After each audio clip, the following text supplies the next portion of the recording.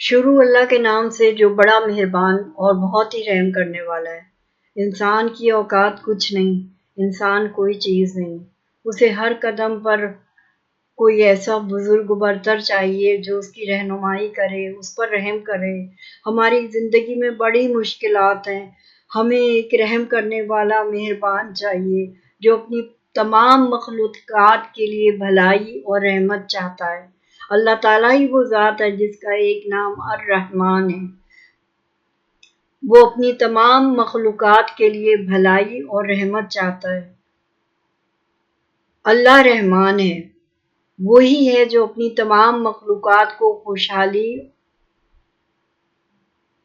اور تفاوت سے مبرہ عطا کرتا ہے۔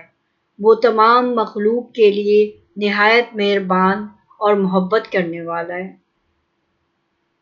اس کا رحم سب پر مشتمل ہے اور سب کو اپناتا ہے۔ یعنی اللہ اتنی پاک ذات ہے جو مہربان ہی مہربان ہے، جو بار بار ہمیں کہتا ہے مانگو، جو کوئی میرے سے مانگنے والا ہے مانگے میں اسے عطا کروں۔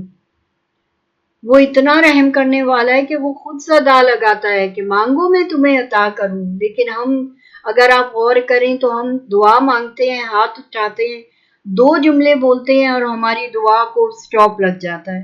ہمیں آگے کچھ سمجھ نہیں آتا کہ کیا کریں۔ یا اللہ تو ہم پر رحم کر، یا اللہ تو ہمیں معاف کر دے، یا اللہ ہمارے گناہ بخش دے، ہم پر مہربانی فرما۔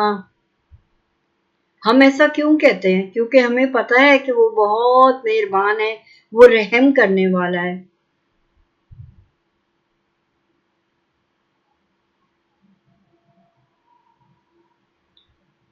عربی جو ہے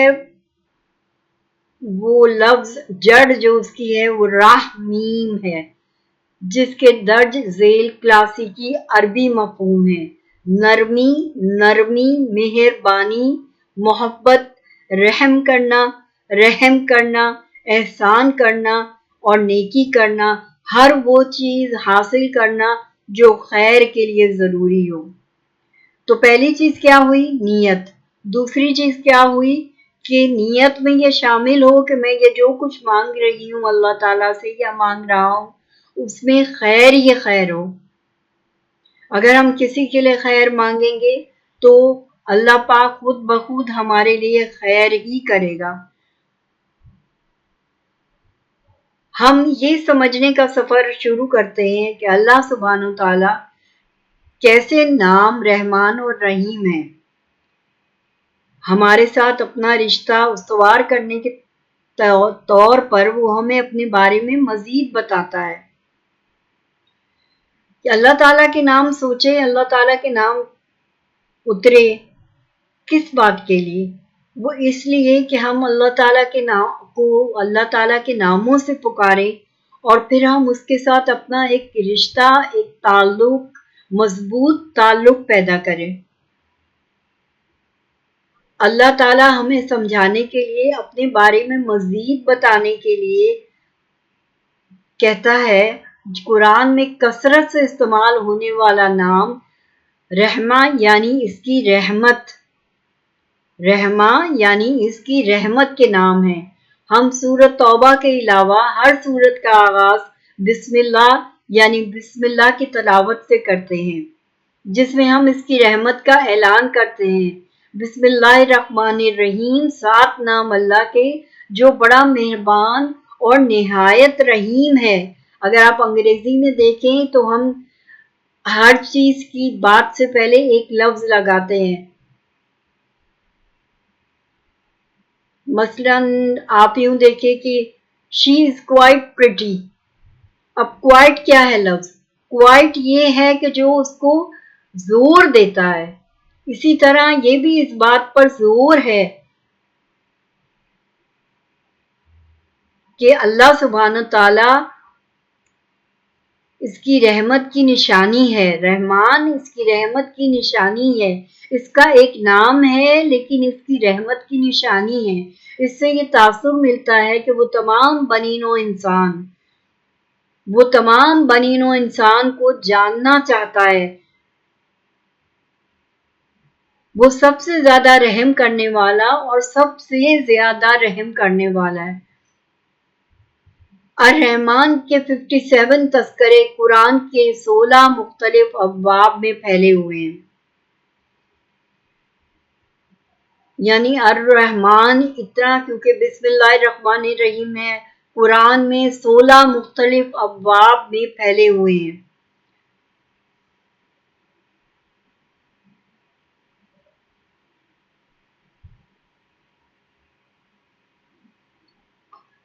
قل ادعوا اللہ او ادعوا الرحمن ایما تدعوا فلہ الاسماء الحسنى الاسماء والاسماء والاسماء والاسماء والاسماء والحسنى ولا تخافس بها وابتغ بین ذلک سبیلا۔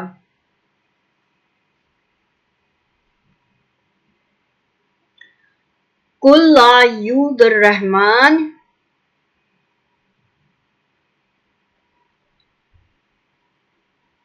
یہ میں یوں کہنا چاہتی ہوں کہ کہو اللہ کو پکارو یا رحمان کو پکارو، اللہ کو پکارو یا رحمان کو پکارو، تم جسے بھی پکارو بہترین نام اسی کے ہیں، اور اپنی نماز میں زیادہ بلند آواز سے یا بہت خاموشی سے نہ پڑھو، بلکہ اس کے درمیانی راستہ تلاش کرو۔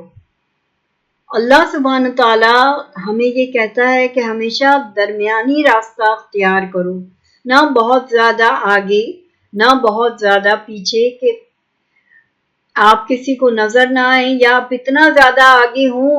ہم عموماً اپنی محفلوں میں بھی دیکھتے ہیں کہ ہم جب بہت زیادہ بولتے ہیں اور آگے ہوتے ہیں اور اپنی باتیں سناتے ہیں تو اس سے ہوتا کیا ہے؟ ہم نے کبھی یہ سوچا ہے؟ اس سے یہ ہوتا ہے کہ دوسرے میں جلن پیدا ہو جاتی، وہ آپ کو چند منٹ دیکھتا ہے، آپ کی بات سنتا ہے، آپ سے متاثر ہوتا ہے، اور جیسے ہی متاثر ہوتا ہے ویسے ہی وہ بٹن دب جاتا ہے جلن کا۔ یہ انسان کی نیچر ہے، انسان اپنی نیچر سے مبرہ نہیں۔ اللہ تعالیٰ کہتے ہیں، اللہ الرحمن کہتے ہیں کہ درمیانی راستہ تلاش کرو۔ قرآن میں ہے میری رحمت ہر چیز کو گھیرے ہوئے ہے۔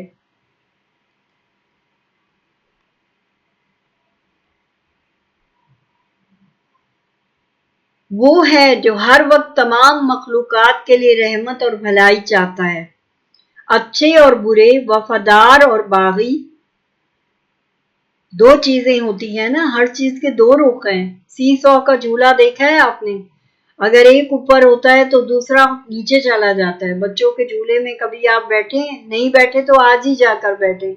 اگر آپ اپنے پیروں سے اس جھولے کو اوپر کرتے ہیں، یوں زور زمین پہ دے کر، دونوں پیر، ایک پیر آپ کا رائٹ پر، ایک پیر آپ کا لیفٹ پر، اور آپ جھولے پہ چڑھے ہوئے ہیں، آپ جیسے ہی زور دے کر اوپر کرتے ہیں جھولا اوپر جاتا ہے، لیکن سامنے جو بندہ یوں ہی آپ ہی کی طرح بیٹھا ہے وہ نیچے چلا جاتا ہے۔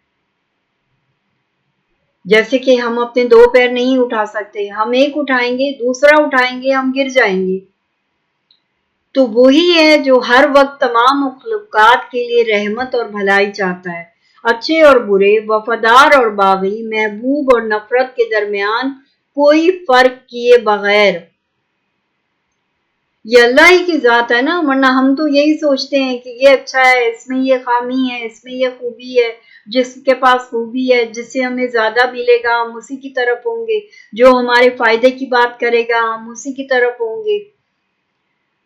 تو وہ ہے جو ہر وقت تمام مخلوقات کے لیے رحمت اور بھلائی چاہتا ہے، اچھے اور برے، وفادار اور باغی، محبوب اور نفرت کے درمیان کوئی فرق کیے بغیر۔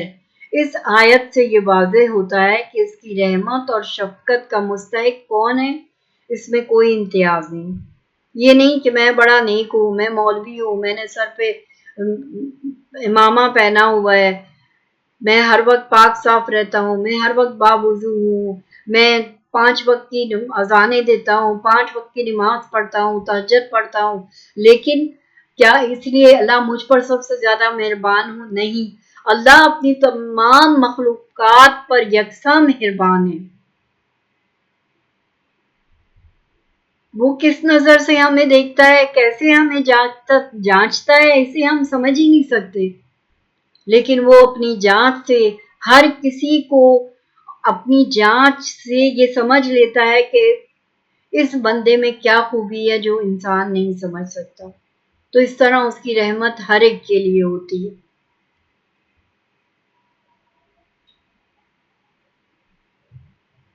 اللہ کی رحمت کا کوئی شمار نہیں، اللہ بے شمار رحمتیں ہم پر دن رات میں برساتا رہتا ہے۔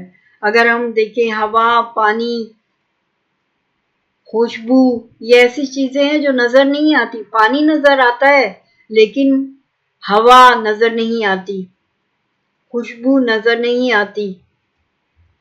ہم کہیں داخل ہوں، بے شک آپ اسے یوں کہہ لیں کہ کسی نے پرفیوم لگایا ہے، عطر لگایا ہے، لیکن ہم داخل ہوں تو ہم یہ دیکھے بغیر سمجھ لیتے ہیں خوشبو سے، جو ہمارے ناک سے ہمارے کو احساس دلاتی ہے کہ خوشبو ہے۔ اللہ رحیم و کریم بہت بڑا مہربان ہے، اس کا کوئی ثانی نہیں، وہ اپنی تمام مخلوقات کو ایک ہی نظر سے دیکھتا ہے۔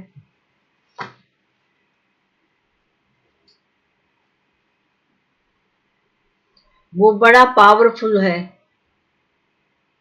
ہم کوشش کر لیں، نماز پڑھ لیں، ہم 100 کوششیں کر لیں، لیکن ہم اس میں کبھی کامیاب نہیں ہو سکتے جب تک کہ اللہ کی مدد شامل حال نہیں ہو۔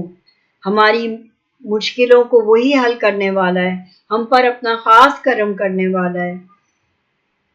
اگر ہم دیکھیں، ہم کبھی آپ دیکھ کر دیکھیں ٹائم پر، اگر ہم چلے نا کہ ہم نے 8 بجے اٹھنا ہے اور پھر 8 سے اتنے بجے تک یہ کام کرنا ہے اور 11 بجے تک، میری روٹین میں آج کل میں یہ ہے کہ میں 8 بجے اٹھ جاتی ہوں اور پھر میں اپنی تسبیح کرتی ہوں، اس میں مجھے 11 بج جاتے ہیں، پھر میں اپنے کھانے کی طرف توجہ کرتی ہوں، بھاگتی ہوں، جلدی جلدی پیاز ہانڈی کے لیے لال کرتی ہوں اور جلدی جلدی کرتے کرتے مجھے 1 بج جاتا ہے۔ نہانے جاتی ہوں، نماز ادا کرتی ہوں، کھانا کھاتی ہوں، روٹی پہلے بناتی ہوں، تو یہ سب کرنے میں مجھے 2 بج جاتے۔ تو اللہ جو ہے، اگر آپ نے اللہ کو پہچاننا ہے اور اپنے اندر اللہ کو محسوس کرنا ہے تو آپ گھڑی کی روٹیشن پر جائیں۔ یہ آپ کے اندر ایک ایسا مکینیکلی نظام پیدا کرے گی، ایک ایسا مکینیکل آپ کے اندر چینج لائے گی کہ آپ خود حیران ہوں گے کہ یہ کیسے ہوا۔ وہ خود بخود آپ کو اپنے اس میں لے لے گا، وقت آپ کو اپنے اس میں لے لے گا۔ اسی لیے میرے کہنے کے مطابق کہ، اور پھر قدرت اللہ شہاب کی کتاب میں نے یہ پڑھا تھا کہ اگر 1 پونڈ ہے اور اس میں مچھلیاں ہیں تو آپ روزانہ ایک وقت پر فجر کے بعد اس پونڈ میں مچھلیوں کی خوراک ڈالیں، تو چند دنوں کے بعد آپ یہ دیکھیں گے کہ مچھلیاں فجر کے بعد خود بخود اس جگہ، اس کونے پر آ جائیں گی جہاں پر سے آپ ان کو رزق ڈالتے تھے، ان کی خوراک ڈالتے تھے، وہ مچھلیاں خود بخود آ جائیں گی۔ تو ایسے جیسے املی ہے، املی کو اگر آپ سوچے بھی تو آپ کے منہ میں پانی آ جاتا ہے۔ جب یہ سب کچھ انسان کی نیچر ہے کہ وہ املی کے بارے میں سوچتا ہے تو منہ میں پانی آ جاتا ہے، نیچرلی یہ ہوتا ہے۔ تو یہ کیسے ممکن ہے کہ آپ ایک وقت رکھیں اور اس وقت میں وہ کام ادا کریں تو وہ خود بخود وہ روٹیشن آئے گی اور وہ مچھلیاں اس جگہ پر آ جائیں گی، آپ کی خوراک کے انتظار نہیں، وہ پہلے ہی آ جائیں گی۔ اسی طرح اللہ ہے جس نے 5 وقت کی نمازیں بنائی، کہ ایک وقت کو اپنے وقت کے ساتھ چلنے کی کوشش کرو، وقت کو اپنی مٹھی میں نہیں کرو کہ ہم بیٹھے ہیں اور ہم پر کوئی اثر نہیں۔ انشاءاللہ اگلی نشست میں ہم اس پر تبصرہ کسی اور نام سے کریں گے۔